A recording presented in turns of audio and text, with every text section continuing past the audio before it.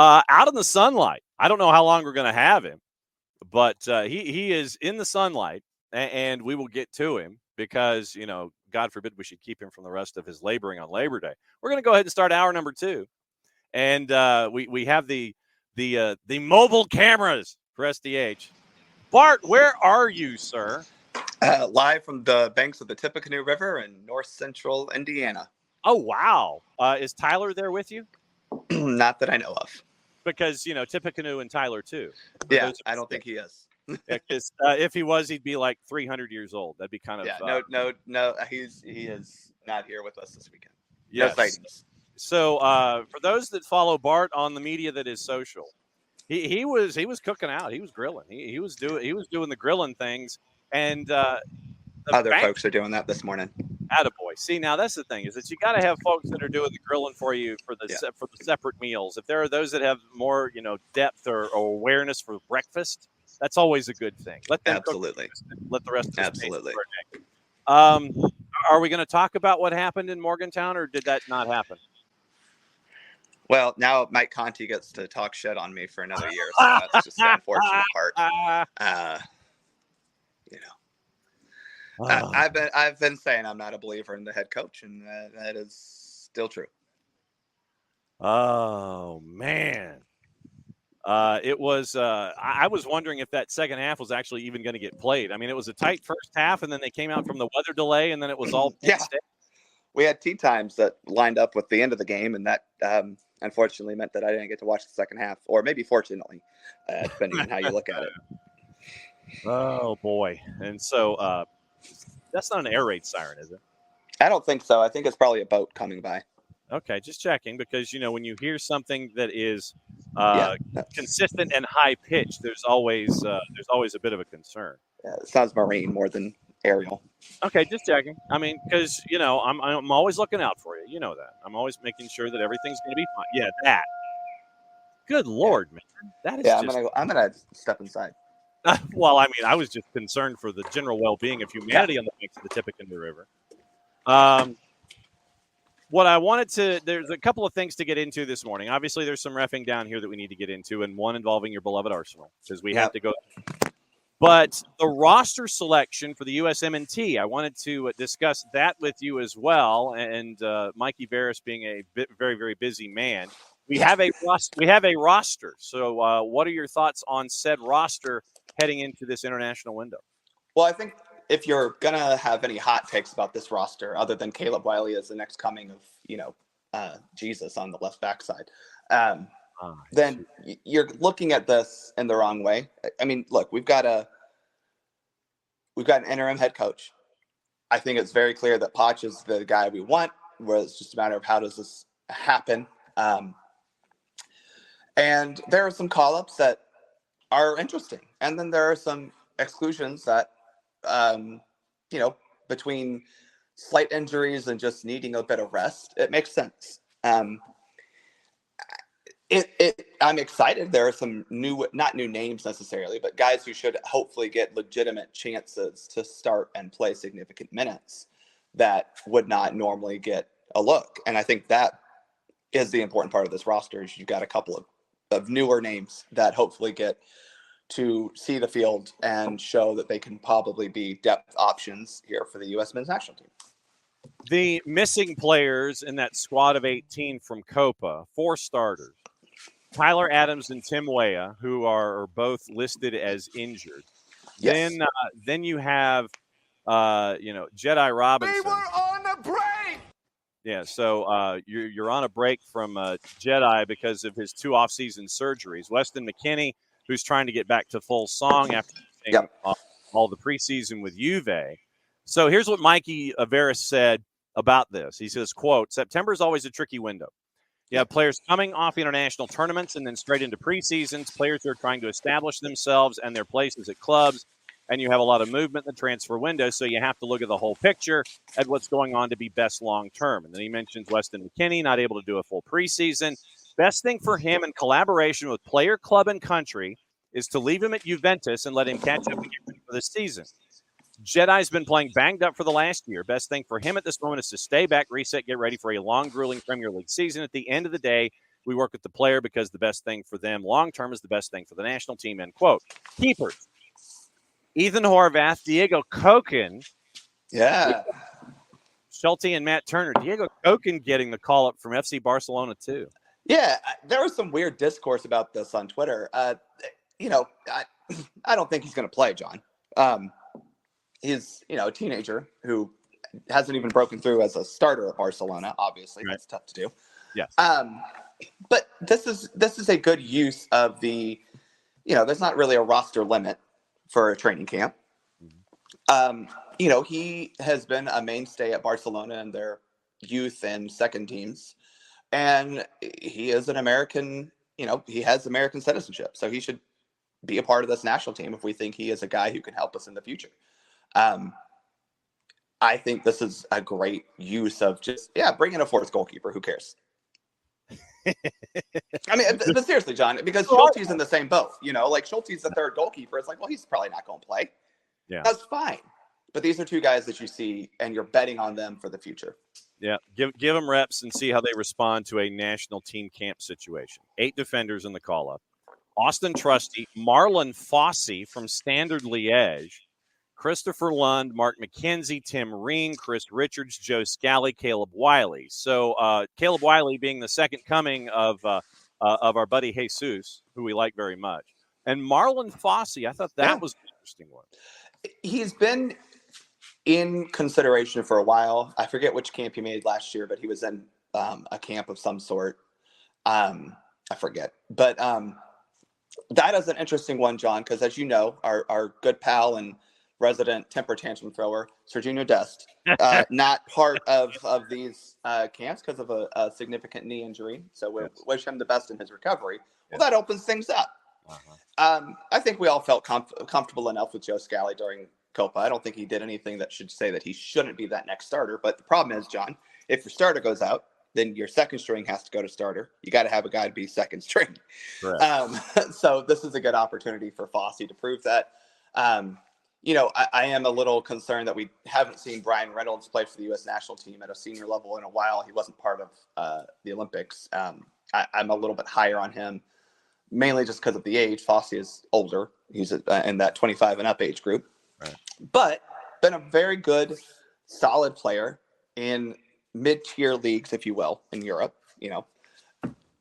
This is a good opportunity for him to prove. And I'm sure he'll play, right? I mean, going back to the original point that Mikey made, this particular window, which, by the way, FIFA cut for the women, which I'm not mad at. They actually did something in favor for the women. They kept it for the men. Right. It's a weird window. So hopefully Fossey does get significant playing time because, we're all in the I don't really want to play 90 minutes mode. And hopefully we just see what he can bring to the national team at that right back, mostly right back. He can kind of play anywhere up and down that right side, but probably just the right back position. And then on the flip side, Jedi not being here because he needs to sit down for a second. You get a couple of options at left back with Christopher Lund to kind of maybe show his true ability. He's always been a backup. And then, the best left back that the U.S. has ever produced, Caleb Wiley. Yes. Who, by the way, going to Strasbourg, John, I don't know if you noticed this, kid's been starting. Yes, he has. and since you mentioned 2 elements here, I want to backtrack to one of the comments that you made. I believe you were referring to this particular incident involving one individual. Ojo, aquí se va a ganar la tarjeta amarilla. Aquí tiene que ser amonestado. Pero ¿qué tarjeta tanto? Andres Cantor, partner, laughing at Serginho Dest getting a red, wondering what in the blue hell was going on. Was that Balboa on the commentary with him? I think it may have been Balboa or Ramos. I think it was Cello. So you had you had Cello and Andres Cantor wondering what in the blue hell was going on with Serginho Dest going. John, we're still wondering.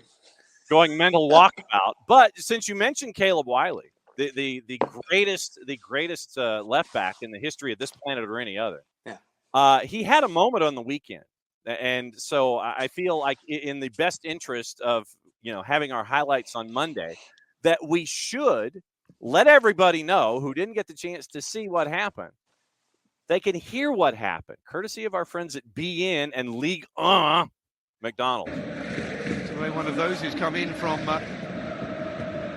Rennes. Oh, that's a good ball. And Lyon are in trouble again. And Mega scores, and it's 3-1.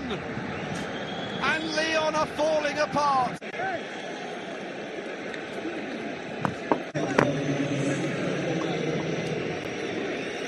Well, like Santos, who scored last week and has again scored this week, now the centre forward has done the same thing. A simple goal, but Lyon caught in possession. Maitland-Niles losing the ball. One pass, one shot, and it's 3-1. So, Bart, who did Ashley Maitland-Niles lose possession to? It's a kid named Caleb Wiley. I believe that's accurate. Kid from Atlanta, Georgia. Yeah, and so as power boats passed by Bart on the, that was a jet ski.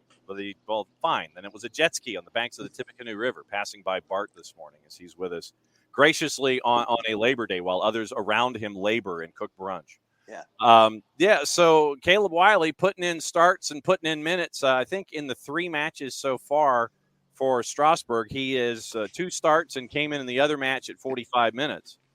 So he's getting reps in Ligue 1, doesn't seem to be intimidated by his surroundings, and he is once again solidifying the fact that he is the best left back on this or any other planet.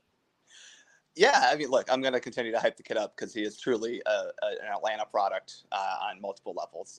Also, shout out to George Bello, who's found his footing over at Lask in Austria. So, yes, LBU over here at Atlanta United Academy. But Caleb, I mean, look, he's got an opportunity here to prove that he belongs in the first team. I think he was criminally underutilized at the Olympics. I know, J.M.I. Flat Earth or Tolkien does, present some likable qualities that a coach might have. But I just felt like Caleb was, I don't know how you don't use that kid. He's dynamic in possession. He's quick in the back. And we're seeing here at Strasbourg that he is a valuable piece of the team. And he can produce when he is at this level.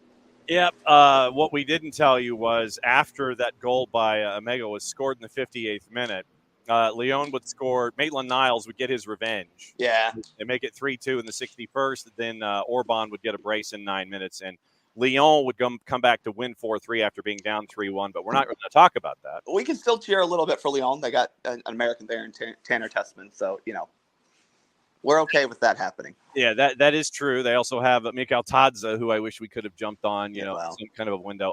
So on the day, by the way, Caleb Wiley, I'm trying to look at where's my sofa score numbers with our man Caleb here? Come on now. So Caleb got a 6.6 on the day. Yep. Replaced at the break by Lamarchal. 45 minutes, got the 1 assist. The XA, for those of you that believe in these kinds of things, a .16, had 1 block. And he had 14 and 19 passing on 26 touches, 74% passing, 1 key pass, 1 big chance created, 1 shot off target, 1 big chance missed in 45 minutes. So Caleb Wiley continues to be the best left back on this or any other planet, and he's doing so in League McDonald's. So I had that highlight. And by the way, if the play-by-play announcer perhaps would say his name, name. I know. It but was love. Come on, man. Who was there to pick pocket Ashley Maitland-Niles? It was a guy by the name of Caleb Wiley. And that's the thing that he has learned, despite Atlanta United's woeful play during his time here. He learned how to turn offense or defense into offense quickly and how to, dispossess a teammate or a defender and, turn it into find that upfield. He'd be in trouble, man. Yeah. Turn it up to dispossess the defender and turn upfield and find a teammate. That's something that he does very well. That's something he's been very adept at. And yeah, look, the kid is still young enough to improve defensively, as all outside backs probably need to improve defensively at that age. But it's just good to see him now get called up to the national team.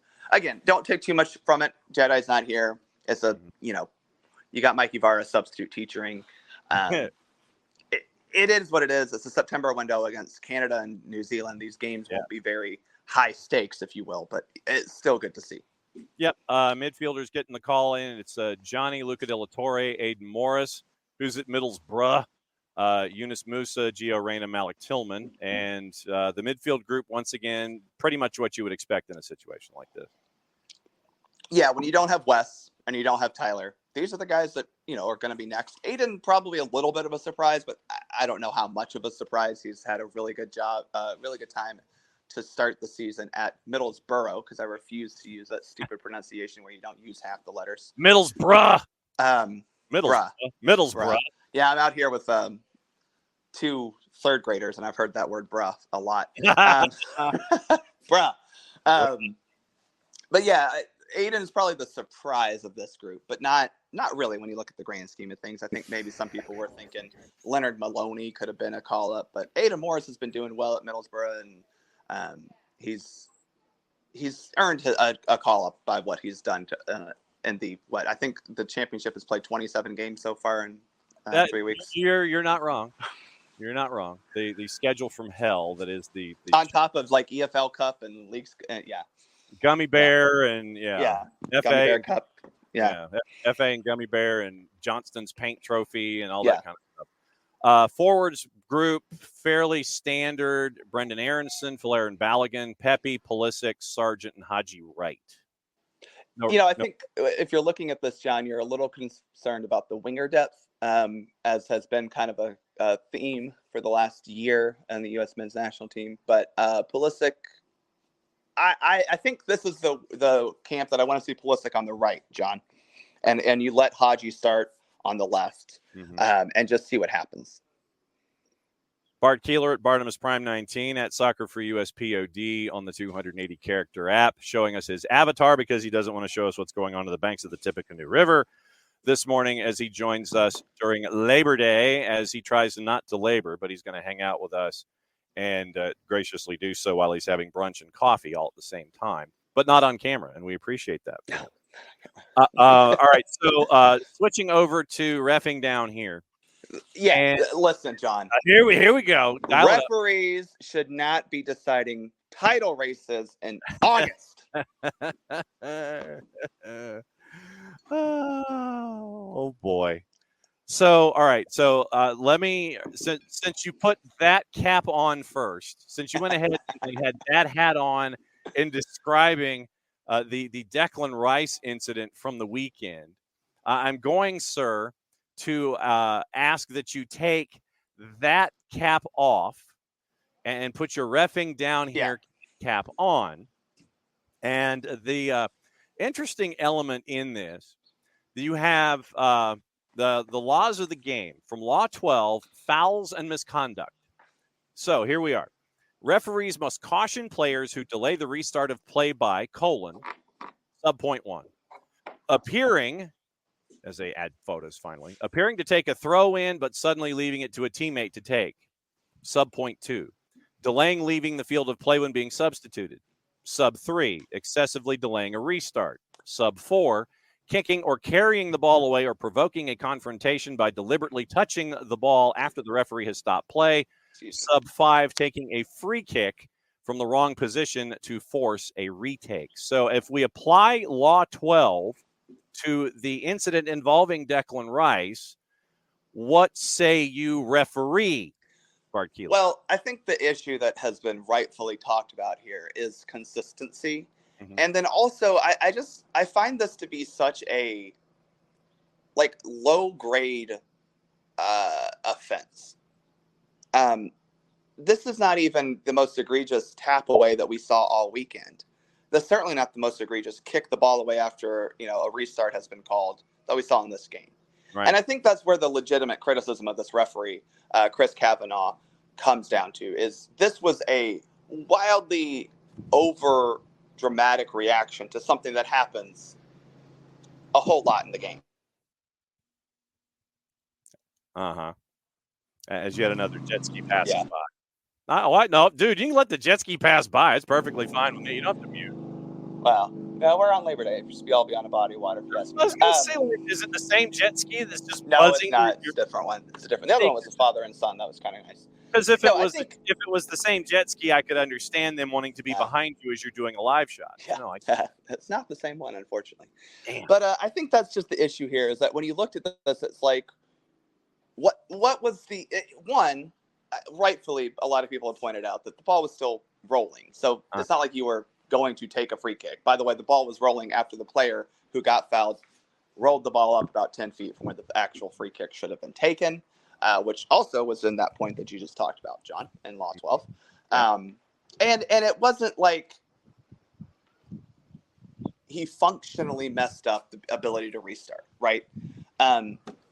Yes, by the letter of the law, this is a cautionable offense. But how many times do we see a referee not give a player a yellow card for worse offenses under this part of the delaying the restart of play and Law 12, the laws of the game? And that's, I think, where the rightful criticism of Kavanaugh comes, is this is at best a minor, a minimal offense in this regard when you have allowed other bigger delays of restart of play before and after this particular yellow card. And you did it only because Declan Rice got his knee kicked because the attacking player, who, by the way, you can't tell me was actually trying to actually take that free kick there, decided to kick Declan Rice. And that's where he mismanaged the entire thing completely. This is mismanagement by the referee. You do not have to support him for being overreactionary to this particular incident. There was no need to get involved there in the way that he did. He could have easily just talked to players, calmed down. And by the way, while he's walking up to give Declan Rice a yellow card, about 72 Brighton players somehow converge upon him asking for a yellow card, and that's supposed to also be a cautionable offense. So where, John, is the consistency? Oh.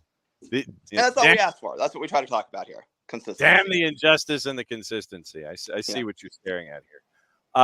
There was a moment, and I'm trying to find the longer version of it, and we may have to revisit it next week. But when it comes to handball inside the box, this was a moment that happened last night involving Atlanta United 2, early in the second half, where I believe it was Alex McGrath. His body was expanded, and McGrath, the ball ends up hitting McGrath in his left arm. As you're watching the action, it would be his right arm on television. Ball hits McGrath.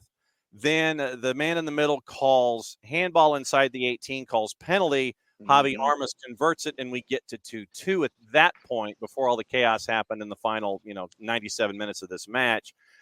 For handball inside the box, break down the whole thing about silhouette and hand and arm and all these kinds of things. Well, I think we just talked about it last week, because, the armpit is kind of what we're looking at to see what is the boundary of the playable part of the body and what is not.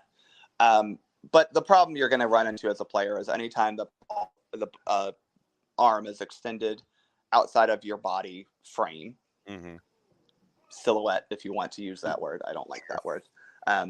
Body frame. Anytime your arms are extended a little bit, especially in any unnatural position, and the ball hits it, you're going to put yourself in a position where you could get in trouble.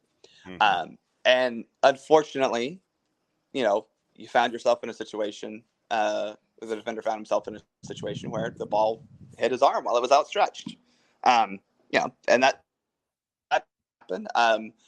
Anytime it's below that armpit boundary, you just have to be careful. I think one of the things that you have to look for is, that I try to look for anyway as a referee, is I'm not necessarily looking at, is the whole arm bigger, right? Because sometimes, you're running and your arms just kind of move out side to side. But as soon as, say your hand or elbow turns outward, Crockett and Tubbs are buzzing past you now. That was a trio of jet skis. A big old scarab is what that sounded like. Yeah. Miami Vice episode. It does feel like that. As soon as your elbow extend, twists out, or your hand twists outward, Does that make sense? Yeah, you're making the motion right there. That is definitely where you're going to get yourself in trouble, because that, to me, is unnatural. And to me, as a referee, I'm looking at it going, well, why are your arms doing that? Yeah. Now, if your arms raise up or come out, that's one thing, right? But that motion outward with an elbow or hand is also going to just get you in trouble. And then later in the match, we had, as they say in some parts of the planet, they had a fair poke of chaos. We had a fair poke of chaos. And it was after one of the players for Chattanooga FC, who was chasing after a regional Emmy for acting. You have one of those. Well, I have nominations. I do not have I am the Susan Lucci of the Southeast Emmy nominations, sir. I have nominations, but I have yet to win. And I'm about travesties and shames. That's one. I'm waiting for Shamar Moore to yell, "The streak is over." That's what I'm waiting for.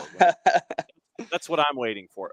So Mehdi Wamri made an occupation last night of falling down a lot and trying to get foul calls, and in a heated match, which is what this was with Chattanooga FC and Atlanta United. It was heated. It was a rivalry match, no question. Wamri ended up causing a larger incident, which on the touchline then created a blackjack dealer situation. Yep. Where you had multiple cards given. The bench was given a red. You had a player given a straight red. Wamri ends up with his second yellow, which equals a red, if my math is still correct when it comes to the sport. But then you had a coming together of the players themselves. Basically, I want to say it was Javi Armas who was in the middle of the pile, and when he got outnumbered, you end up with Atlanta United players backing up Javi Armas. You end up with more Chattanooga players coming in to back up their own, and then you have players stepping over the touchline to help out their own as well. So you had this fair poke of chaos coming together. But what we saw, and this is what I wanted to ask you about, was the center ref stepped away from the pile. He stepped away from the pile and tried to see if the pile could sort itself out before he came back in and started going bang, bang, bang. Yeah. And I thought it was handled really well, because there are times where you'll see a center ref in that pile of chaos still be in that pile of chaos and try to control it from inside, where the ref last night controlled it from the outside and went back in. I thought that was handled well in a heated situation that became heavily heated. Yeah. So three things. One, I think we know that this is proof that the one true team in Chattanooga is the Red Wolves, because they we'll just stoke those rivalry flames right there. There we go. But two, the two reasons, John, why we do this is, one, personal safety. We're not hockey referees. We do not have helmets on. So that is a personal safety measure, is to not get yourself involved. Now, that said, I have definitely tried to separate players who are 15 and younger. Yeah. But as soon as they hit that 15 or 16 age mark, I kind of just go, well, y'all have fun. And that brings me to my second point, is I can then see who does what, when, why, how, and who needs to be sent off, or who needs to get a yellow card, or who needs to be reported higher up, or whose mom needs to give them a timeout. So that is the two reasons, is personal safety. And if you're in the middle of the scrum, you can't see what's happening in the scrum. And so you need to be able to recognize faces and numbers to be able to adequately and appropriately and justly hand out misconduct. So sometimes it's just yellow cards. Sometimes these people do this and it's like, all right, y'all are all being stupid. You two get yellow cards. Everyone go back to your benches. Sometimes, like we saw last night, the XSS, as I've liked to call it, was at a high bar, and then you have to give some red cards like we saw last night. The XSS, sir? Expected stupid shit. Ah, okay. Thank you. Because now that we know what that acronym is, we can probably... Well, no, but what I'm saying is, now that since you have introduced, we probably can have it in the vernacular of the show. Yeah, it's a new age, metric. You have expected goals, post shot expected SG. Now we'll talk to Howard over at Soccer Metrics and see if he can. Now we have XSS. It gets really high, John, when you're having men between the ages of 16 and 23. Just throwing that out there. Yeah, and then along that line with the XSS is when you have players or coaches step over the touch line from the bench and become engaged into the pile of nonsense that is there, it's something else that you have to monitor in line with everything else that you had to monitor leading up to that point. Because last time I checked, if you are not part of the active 11 on either side, if you were to improve your position by stepping over the touchline and going into the field of play, that is a no-no of biblical proportion. Yes, that is definitely at least a yellow card. Most of the time it's going to be a red when it should be a red when you're doing things like this. We allow it sometimes, obviously, when a goal is scored. Benches come out and celebrate, and we're like, well, okay, we're not really, nothing's happening there that we need to be super pressed about. But this is one of those instances where you came onto the field for some unscrupulous reasons and therefore need to receive some punishment. Yes, the unscrupulosity of the act is what I kind of wanted to get into, and how you as someone with a whistle and cards navigate something like that. Good stepping over versus bad stepping over, stuff you shouldn't do versus okay, I get it, I know why you're raising hell. I get it. Well, and even during a good stepping over, John, if you do something that then turns stupid, then you're going to get a red card or yellow card, depending on what you do. Because I've seen that happen where you have a goal scored and the bench goes over to celebrate with the goal scorer, and then people start having nice little conversations with each other between teams, and things get blown out of proportion. So, you have to be careful. And as a referee, you need to be aware of when people enter the field, no matter what, because, things can happen that don't go the way that they should, even if they have the best intentions of just celebrating after a goal. Yes. So it was a very, very busy weekend on a bunch of different fronts involving things that you should do, things you shouldn't do, kicking of a ball, navigating the what you can go ahead and allow and be cool about it and be the cool ref instead of the militant ref that you're looking at when you're dealing with these kinds of things. One other that I wanted to get into, and it comes from the Liverpool match. The Mazraoui challenge on Gakpo at the top of the box. Gakpo goes down at the edge of the area in the 89th as he's tangling with Mazraoui. Darwin Nunez then fires a shot over the bar. Anthony Taylor signaled he played advantage when the ball went out. Yes.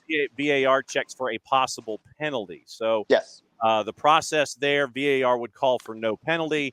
Was it advantage that wiped out that whole thing, or what was the process there? I'd have to listen to the audio, truly, John, because I do think that is an example there of if you're given an advantage and your advantage leads directly to a shot on goal, that's an advantage. You know what I'm saying? Yeah. I think. So I think that if that's what happened, I don't have a problem with that being kind of said, no, it's not a penalty because you got the advantage. The advantage was then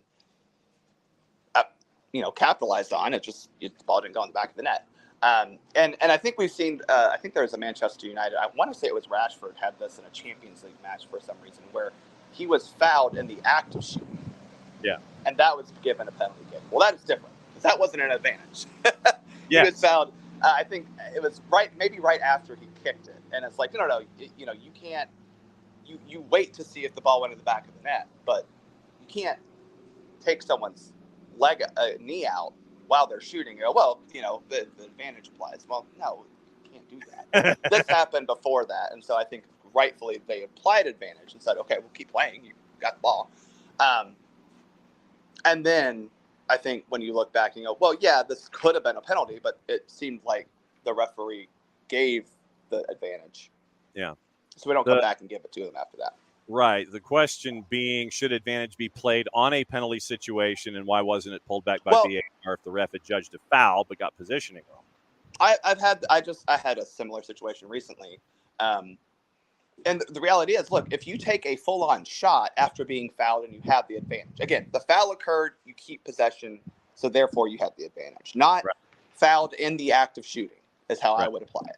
So this one, a little bit of a gray area. But to me, this was an okay situation of he got a shot off. The shot may not have been on goal, but he got a shot off, right? Yeah. And the shot was inside the penalty area, which, John, I'm not the biggest soccer expert, but usually that's where you want to try to take shots in this game. That's the highest advantage shot. Perhaps, maybe, yeah.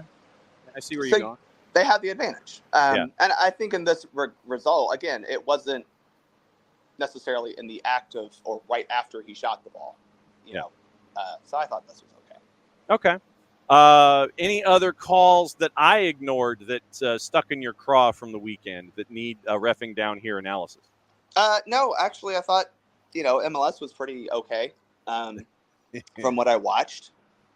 I think there were some other calls and maybe a college football game that I was highly attuned to that I don't know what they were looking at on both sides, by the way, on both sides. But they're in preseason form too, so I'll give them a little bit of slack there. But no, John, I think again, as an Arsenal fan.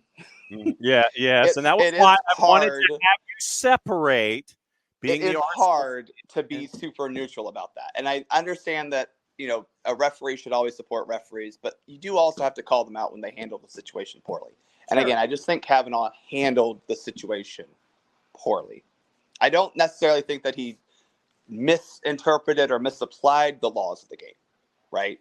Because technically, yes, you can give that. I think, again, there was a consistency issue and there was a, you can go over and manage it. Instead, he decided to, after calling the foul, this is actually a referee technique point that I do want to get into. Okay. He called the foul not far away from the action, but, it was a contentious thing. And he kind of just stood from about 20 yards away, about 5 yards outside the 18 maybe, from where, and the foul was deep in the corner. So he's not far enough, like he's in a very good position to make the call. But usually when you call a foul, you want to at least then have your momentum taking you toward that location at which you called the foul. Because, John, you've seen in all sports, after a foul of any type, especially in soccer, usually the person who was fouled is not very happy and will try to exact some sort of revenge on the player who fouled them.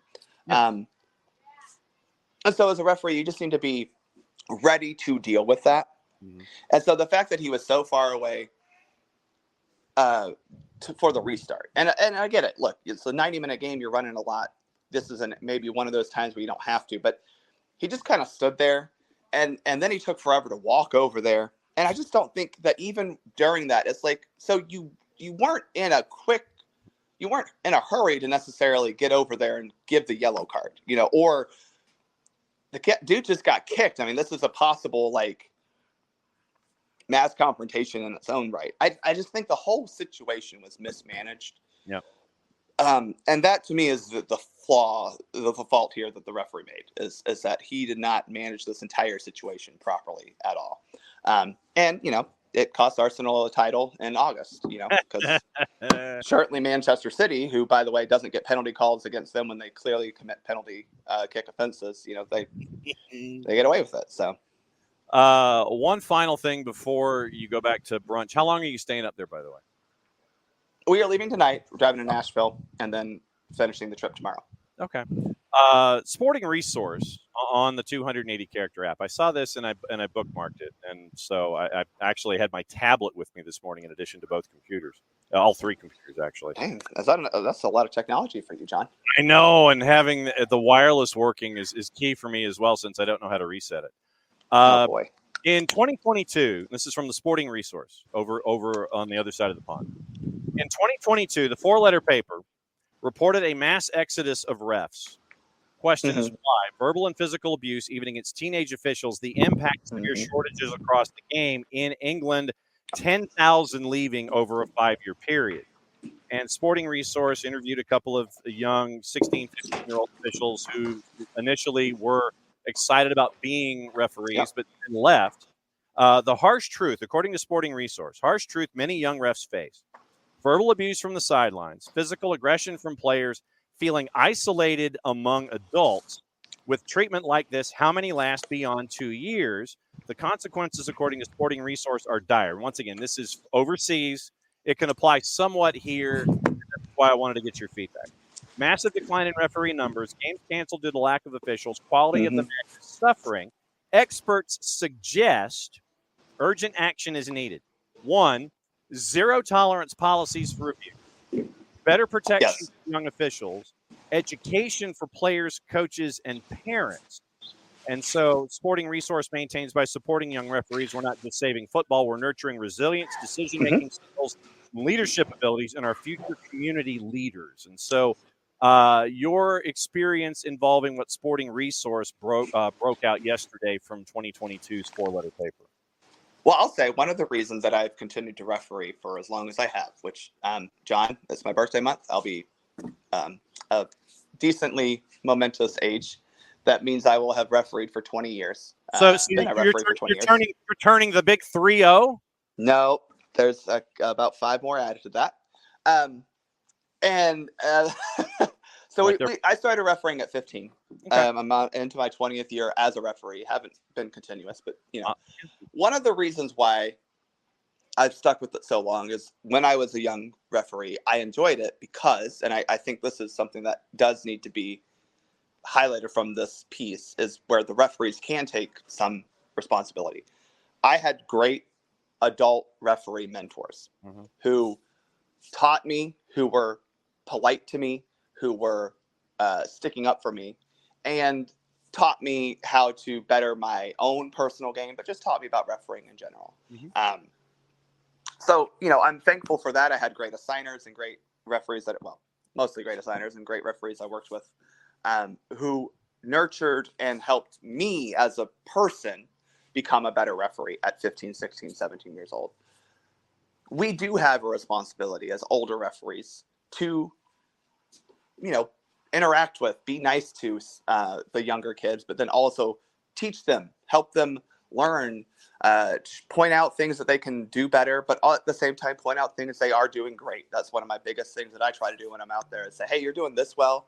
Maybe we need to improve on this. And that's coaching, right? That's just coaching in general. But on the flip side, clubs specifically need to take action. And what I will say, shout out to Rush Union, and I know we have a friend there, Coach Steve, who they foster a decent, and it starts with the coaches specifically, but it obviously starts above them. I'm not saying I've never been yelled at by a coach from Rush Union. I have. Coaches are going to yell. But for the most part, they are trying to be respectful. And this is where I think, John, the biggest issue is here in the States is the focus needs to be on the players playing the game to learn how to play better. Right. If you as a coach are yelling at a referee, you're not coaching your team. You're not helping your players be better soccer players. You as a coach have to understand the purpose that you serve on that sideline. And I know a lot of them think, I got to protect my players. And it's like, well, I'm out there to protect my players too, right? Or your players too. Like, I'm out there to make sure everyone's getting along, having a fairly adjudicated match, and we get out of there safe. Your job is to teach your players how to pass to each other. Because too many times, John, I get into these games, and the coach who's losing 6-1 thinks I'm the reason that they're giving up goals because their team has no idea how to pass to each other and go from outside back to center mid to wing. You have not taught your team how to take a first touch, but it's my fault that your guys are losing 6-0. That is the problem we have in this country, is that too many referees are seen as the villain of a game instead of coaches taking the time to just teach their kids how to play better. Right. And that to me is the biggest issue we have, and clubs need to take that upon themselves to get their coaches and team managers as well to be respectful toward referees and look at this as we're all here. This is a symbiotic relationship among all of us. I am not out there because someone's paying me a lot of money, right? That's not happening. I am out there because I love this sport, and this is my way to give back to the sport. Most referees of my age are doing that. Yeah, look, obviously we're getting a nice little paycheck at the end. It's not great, but it makes it worthwhile. But we're out there because we want these kids to enjoy the sport. We want them to be able to play the sport because they can't without us. Coaches need to understand that is our role there. We're not the enemy. We're part of building this positive soccer environment together so that kids who start at the U10 level want to play through the entire U19 system we have. And then something we have a problem with this in this country, John, is people after they play youth or high school soccer, they're not involved with the game at all afterwards. That is all of us together. And when you have coaches, and specifically coaches, parents are stupid, we can throw them out. In fact, I think all youth sports would be better without parents, but that's another hot take. Mm-hmm. But coaches specifically, remember that your job is to help your kids be better players and better people. And if you're not focused on that, you have lost sight of what your job is, your role is in this ecosystem, and you really need to be focused on that.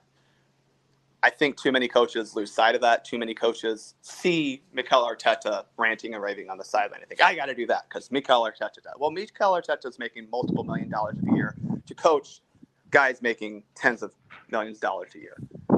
You're not there, Yeah. You're not there. And no referee decision truly at the youth level is going to impact a kid's ability to get a scholarship or a kid's ability to enjoy the game. You guys have to remember that. Be the adult on occasion. And as yet another jet ski and or scarab passes by, it is time to let Bart go and get brunch and get a second cup of coffee or a third, so he can come back here and be ready for the U.S., Canada, and New Zealand this upcoming weekend. And yes, I'm filibustering through the time when that engine goes through and past your house on the banks of the Tippecanoe River, and you get to see what's going on there in Indiana. As always, my friend, thanks for dropping by on Mondays and breaking everything down from your perspective, both on the field and off. I know that we're getting ready for a couple of friendlies coming up this weekend. And so I imagine that Soccer for USPod will be discussing said activity. Finally. There you go. We kept talking in our little group of okay, so we'll Wednesday or Thursday, right? We'll be ready. The roster doesn't come out until Sunday of Labor Day. Come on, US Soccer. Really? So we'll probably record on Wednesday. We still don't have Potch news, so we don't have that to talk about. We'll record Wednesday or Thursday and have it out before the friendlies. So that'll be what's coming up with US Soccer for Us pod. Also want to just shout out AO Atlanta. We're doing a voter registration information watch party on Saturday. So if you have any desire to learn how, when, where, what to vote in Atlanta, not what to vote, but how, when, and where to vote in Atlanta, what you need to do to get yourself registered or find out where your polling place is, you can come to our watch party at Fido on Saturday to figure that out. Or go online, sos.ga.gov, and figure that out yourself. But yeah, it's September. Election is 2 months away. So do your civic duty and get yourself registered. Get ready to vote. What he said. Bart, go enjoy your coffee and your breakfast. We'll catch up with you soon, my friend. Bye, y'all.